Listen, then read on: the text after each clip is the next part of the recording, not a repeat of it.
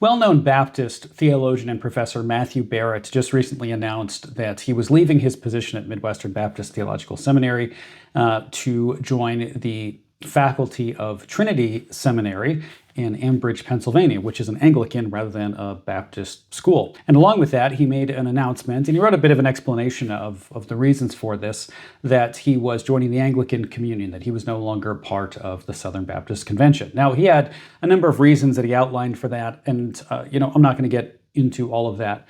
But what I wanted to do was just kind of ask a question in this video, and that is, why is it that so many evangelicals who are looking for history or looking for something a little bit more rooted join Anglican parishes, particularly those in the ACNA, the Anglican Church of North America, at least in an American context? Obviously, that's not the case in other countries. But at least in our context here, why is it that people join those parishes or find a kind of refuge from evangelicalism there rather than within the Lutheran tradition or confessional Lutheran churches?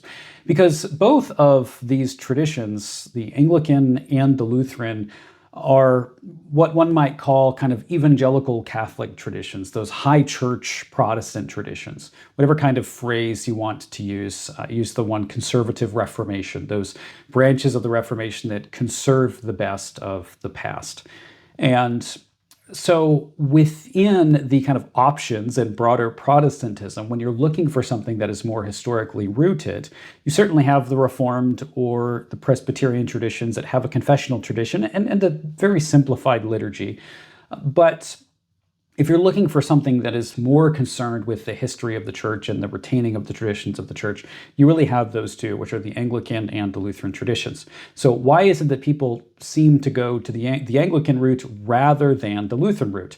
I went on this kind of journey myself, coming out of the Reformed tradition, and I have a lot of experiences with the ACNA. I was actually present during the time of the founding of the ACNA in Western Pennsylvania. I went to college out there when the ACNA was formed, and I met Bishop Duncan at the time. And I was present for what were some of the first ordinations within the ACNA, actually. And I was even, my wife and I were married by an ACNA priest in an ACNA parish, though we are both Lutherans. So, this option was before me as well when the ACNA was first forming, and I had looked into Anglicanism to some extent. And, personally, I love the liturgy within Anglicanism, but I was really compelled by Lutheranism in terms of the theology. And that's not to say that questions of liturgy and worship were not important questions. They certainly were. But I was really won over by the theology. And when I had looked at the Anglican tradition, I just wasn't convinced that there was this same kind of rich, clear theological tradition that I found within the Lutheran. And that's because answers never seemed to be that clear, or answers as to what Anglican theology really was. I get different answers about that, very different answers about that, from different individuals that I happened to ask, which wasn't as much the case within the Lutheran tradition. That's not to say we don't have our theological divides and disputes. Of course, every single tradition certainly does have that. But a lot of others haven't gone in the same direction. So why is it? Now, I want to pose some possible answers. I would love to hear what your answers are to this question. And maybe some of you have a better idea than I do, because maybe some of you chose the Anglican over the Lutheran tradition. I really would like to hear why that's the case. But here are just kind of my thoughts as to why that could possibly be the case. One of these, and this is probably the primary one, this is at least in stories that I hear when I talk to people that go to an Anglican parish rather than a Lutheran one, is that Anglicanism, because it's not as rigorous in terms of its theological distinctives, it becomes a place where people from various traditions can kind of come while uniting in terms of adopting the historic liturgy without actually changing all that much of their theology. And I think that this is something that a lot of people do within the evangelical world, is I see people going to Anglican parishes and really essentially retaining the same theology that they had otherwise, but now they've brought it into this other tradition that is kind of big enough that people are allowed to essentially retain their own theological distinctives and not really be that significantly challenged on what those distinctives might be. And so it is kind of more of a commitment to become a Lutheran, because when you are joining a Lutheran congregation as a congregant, you are affirming certain texts, you're affirming certain documents. You are making a confession that the confession of that church is also your personal confession. And that is largely summarized within Luther's small catechism, which is really the basis for catechesis and instruction for the laity entering into the church. But within the Anglican tradition, you don't really have, I think, that same kind of level of commitment. So maybe people joining Lutheranism feels like too much. You have to affirm too much. And maybe Anglicanism is just a little bit easier. Something else, and this maybe sounds shallow, and it is shallow, but it is something that I genuinely wonder if this plays a role in people becoming Anglicans rather than Lutherans. And that is that it seems that a lot of Americans have a kind of reverence for the English in some way.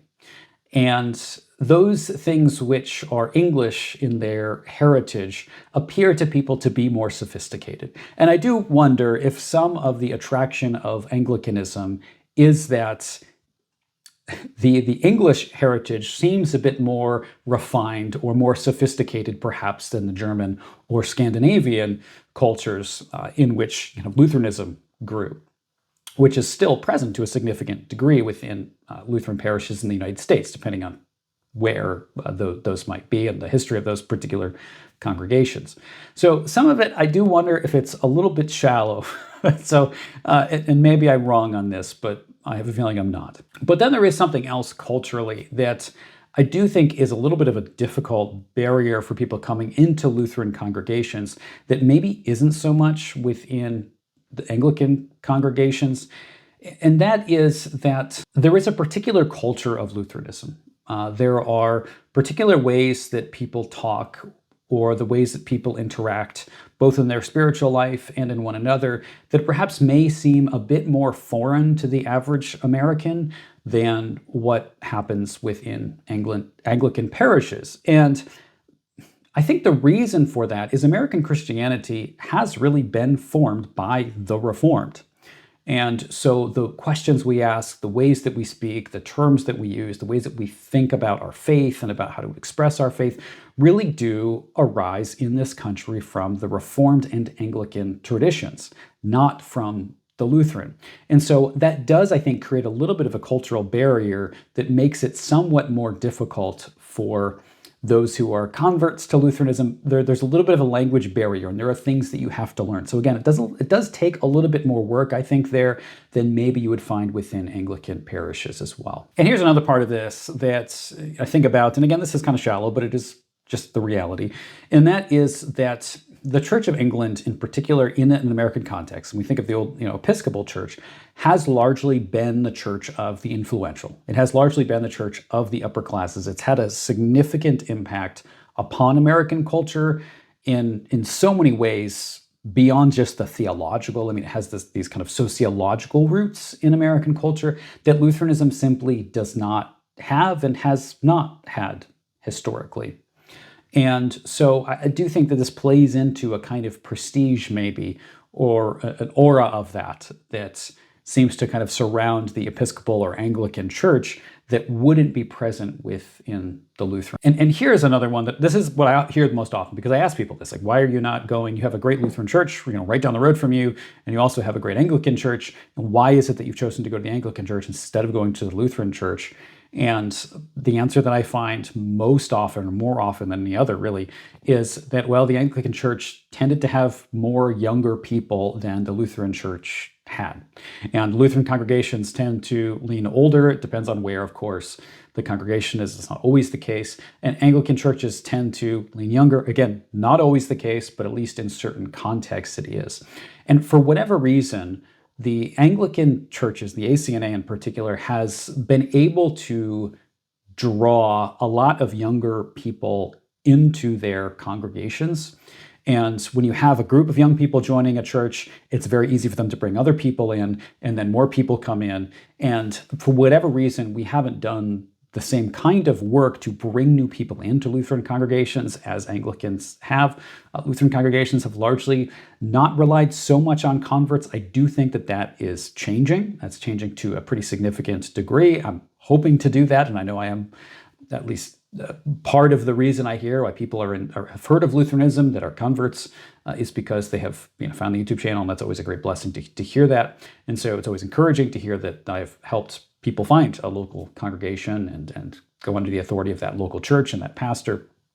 But we could, I think, do a better job in pretty significant ways at kind of reaching beyond those language barriers and reaching beyond maybe some of those cultural barriers to bring people into our congregations in ways that Lutheran congregations in the United States haven't really had to do in the past, because there has been this significant tie between these immigrant communities, whether it's from Germany or from Norway or wherever it might be, where you have just one generation after the other kind of stays in the same area, and you evangelize by having kids, and the church just kind of naturally sustains itself because you have a group of families that just stay in the same area and they all continue to go to the same church. And the world has obviously changed in significant ways, and that it simply does not function in the same way that it did in the past. So I do think that maybe we have not adjusted as much as we should to the current kind of cultural situation.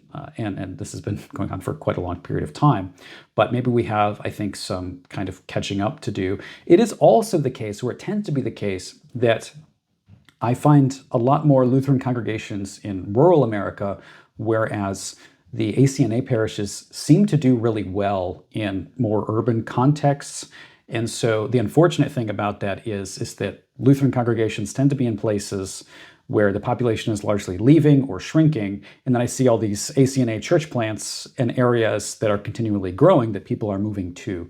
And, I think that maybe we haven't thought as strategically perhaps as we should about populations in those areas and kind of centering ministry in those particular areas. I don't know. These are just kind of my general thoughts and wonderings, and I would love to hear what all of you think, if you're a Lutheran or if you're an Anglican, or maybe if you're currently kind of in process of discerning between the two, which I hear about a lot. What is it that you like about either of these traditions, and where are you leaning, and why? Or why do you reject the other tradition? Why pick one over the other? I think it's an important discussion to have. So thanks so much for watching. Make sure you subscribe, and we'll see you in the next video. God bless.